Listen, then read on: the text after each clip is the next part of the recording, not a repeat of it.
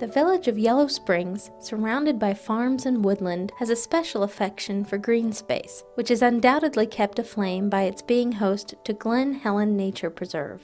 The Glen was gifted to Antioch College in 1929 by Hugh Taylor Birch, an Antioch alumnus, in memory of his daughter, Helen Birch Bartlett. Glen Helen Ecology Institute Executive Director Nick Boutis considers the Glen to be a singular gift to the Miami Valley. The Glen is a unique and extraordinary resource, not just because it preserves 1,000 acres along the National Scenic Little Miami River and Yellow Springs Creek and the Yellow Springs itself, but because it has a host of environmental learning programs that shape the lives of the people that grow up in Yellow Springs and around the region. These programs include the Glen's summer eco camps for youth, says Nick, during which Glen naturalists take the campers out on a night hike to explore the beauty of nature by moonlight. They kind of quiet their body and they quiet themselves internally, and they listen to the sounds of nature and begin to get that appreciation for that idea that we are part of the natural world and that the natural world can sustain us to the extent that we are good stewards of the earth.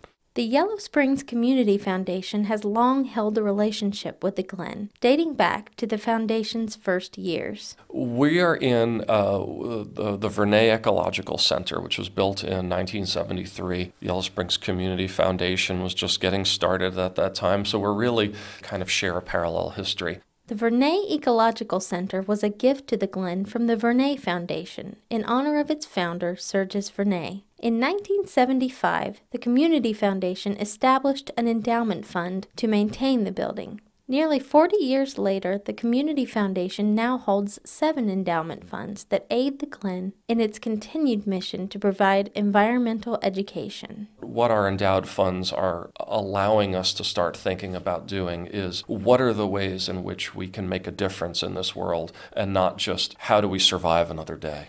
The Community Foundation also holds an endowment that supports the Tecumseh Land Trust, a nonprofit organization dedicated to preserving farmland, natural areas, and historic places in Greene and Clark counties. The Land Trust helps landowners protect their land from the threat of future development and sponsors programming to educate the public on local agriculture and conservation. Executive Director Krista Magaw says one thing she likes about her work with the Land Trust is that it's something anyone can get behind. Conservation, it's in a way a kind of a conservative idea, trying to use resources well. And so it really attracts people, a wide variety of people, just across the political map. And I really like that about it. It's just a kind of common sense idea. The Land Trust operates with a fairly small staff, rounded out by volunteers and by Miller Fellows from Antioch College, whose internships are paid for by an endowment with the Community Foundation. Krista says that the Miller Fellows are essential to the Land Trust's mission of conservation education. The whole purpose of the positions is to do educational events, so they really get the word out there, and that ultimately is essential for us to do the land protection,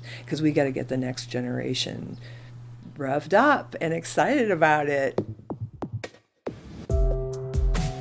In recent years, the Tecumseh Land Trust had occasion to cast its protective net very close to home when it was discovered that the permanent protection of the Glen as a nature preserve was in question.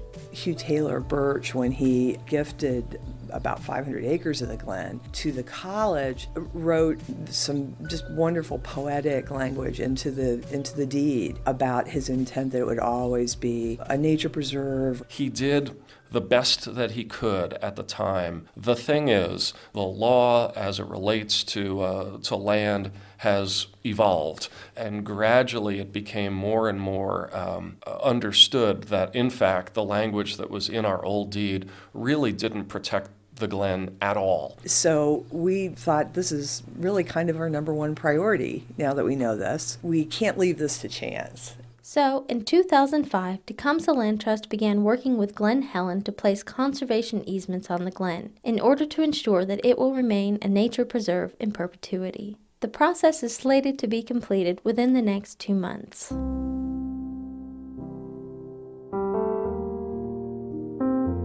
More than 20 years ago, in response to the threat of hazardous waste contamination in the village, the Green Environmental Coalition was formed, and with the help of an endowment from the Community Foundation, It continues to advocate for environmental awareness. Last year, the coalition convinced Village Council to discontinue use of potentially harmful mosquito pesticides. As a result, says President Vickie Hennessy, the coalition embarked on a project to eradicate mosquitoes safely, funded in part by a grant from the Community Foundation. So we started working with Antioch College. There's a professor there, Savitha Krishna, who is an expert in mosquitoes. She's worked with them. So we started working with her and her students, and they would go out and survey the area and find mosquito larvae, and that can be treated with a safe larvicide. The community really got involved, cleaning up their yards. You know, it was a fun project, and Savitha wrote up a long report that was sort of academic. We presented that to the Community Foundation at the end, and it was just really easy to work with them and really nice to feel supported.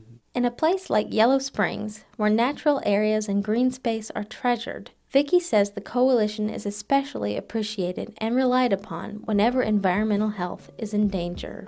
People are really grateful for what we do because nobody has the time these days to do it all. Somebody has to really pay attention to what's going on in the environment, and that's our role. So I guess I think of us as sort of the little watchdogs of the village.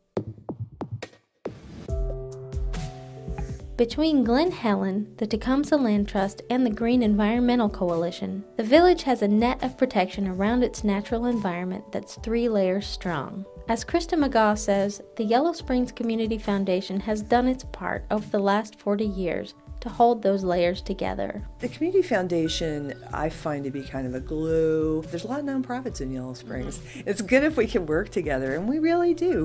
We share resources. They're kind of the glue in a lot of ways.